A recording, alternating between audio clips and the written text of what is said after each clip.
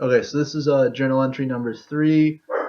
This will be the evidence. At 4 o'clock today, I met with Matt Heaton for my formal interview slash lesson.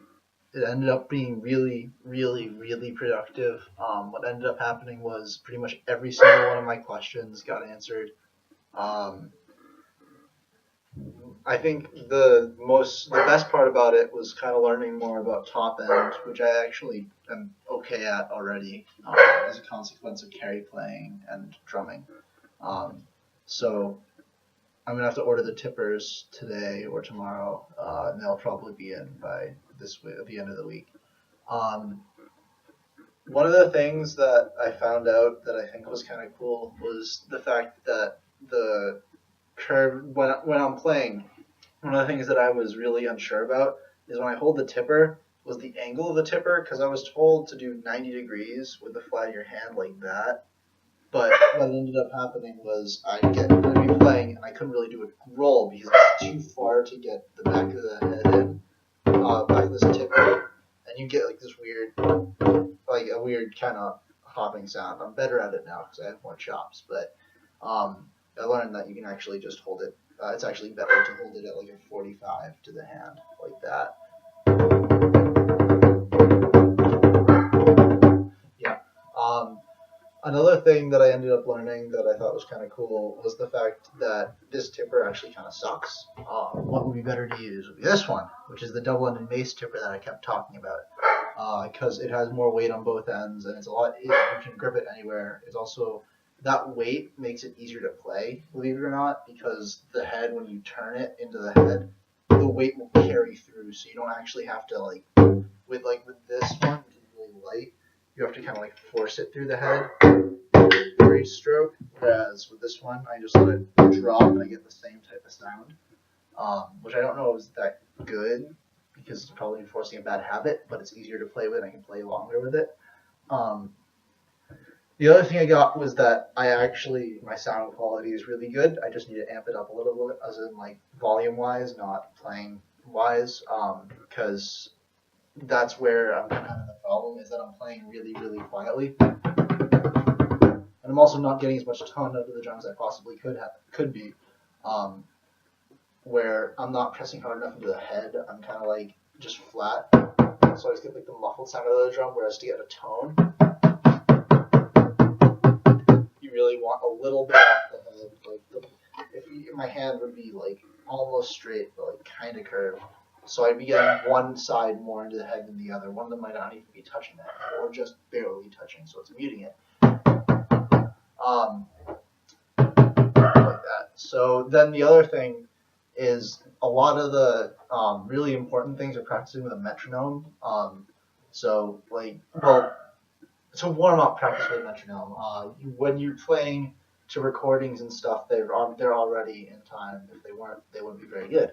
So just practicing to get like consistent sound and consistent rhythm, so you kind of know the tempos. So I would end up doing like, let's say at 100, I do it for 2 minutes and I just play 8 notes. Yeah, so that was one of them.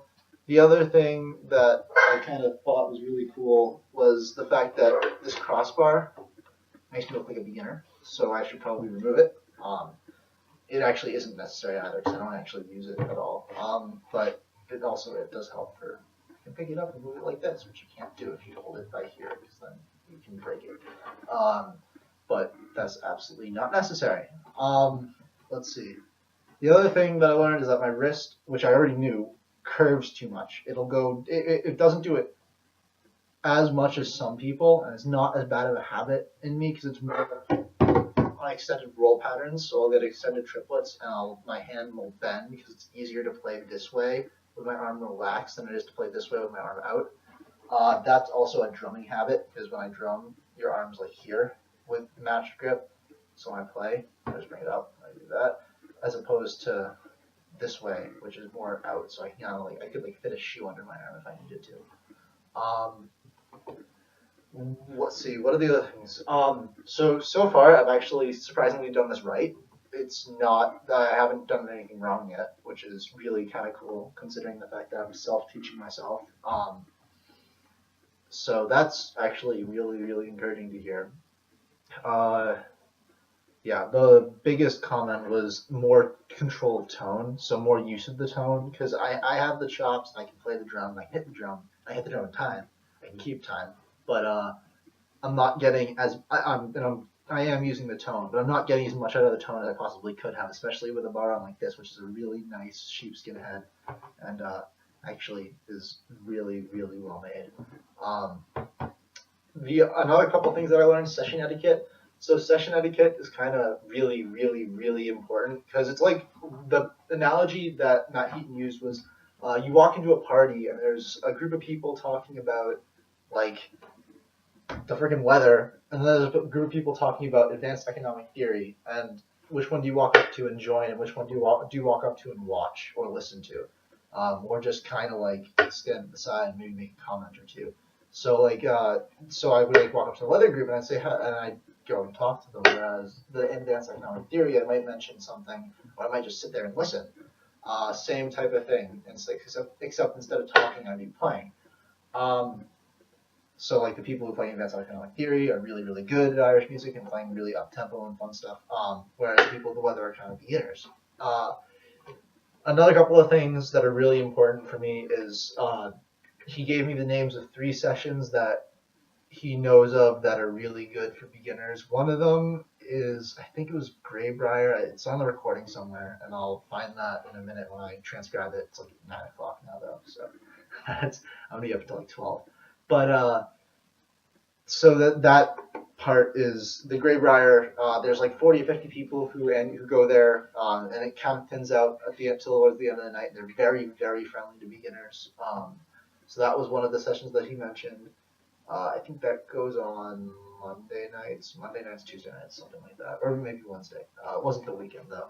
On the weekend, I heard one of his favorite sessions was the Burren, and another one was the Greybriar as well, more towards the end of the night, and then the Druid in Cambridge, which I already knew about, which my fiddle teacher Laurel told me about.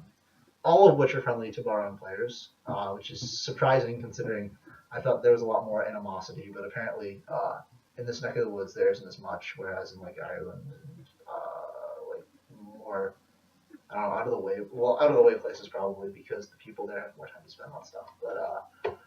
But yeah, anyways, part of that session etiquette thing was the fact that it's better to bring one instrument and play that the entire time than to bring 2 and play one half the time on the other. And that's still better than bringing one and just switching off every freaking song. So I think it's a lot better to just bring the bar on the first time and play with it, so I don't have to actually do the scouting that I thought I'd have to. I just have to call them up and ask if they're like if I can get in there first of all, because their bar is not 18. And again, I can also bring a parent, but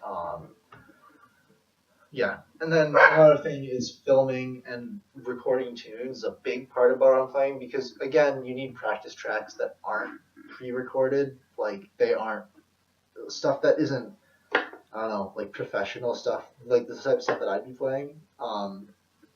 That's one of the things I need to do. So I'm gonna probably either bring a recorder or I'm gonna bring a video camera. Probably a video camera until the end of the project, and then after that I can bring just like my phone and record it on my phone. Despite the fact that my phone stopped at 39 minutes and 14 seconds out of my hour and 15-minute lesson, which was really fun. So it skipped the silence, which I didn't know was a setting, and apparently it started. So what it would do is it would skip anything that it didn't deem to be like loud. So I'm pretty sure it missed some significant parts of the conversation. I'll remember them and I'll transcribe them, but they won't be word for word, but I will have all the information in them because I made sure once I got out and I saw that it was 39 minutes and 14 seconds that I wrote stuff down. So I have it all on a piece of paper. It wasn't like word for word, but it was the stuff that he mentioned. So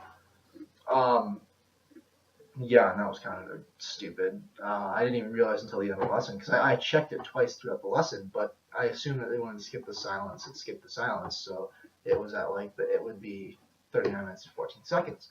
But I didn't deemed to check that it was necessary to check the fact that it was staying at 39 minutes and 14 seconds by the end of the lesson.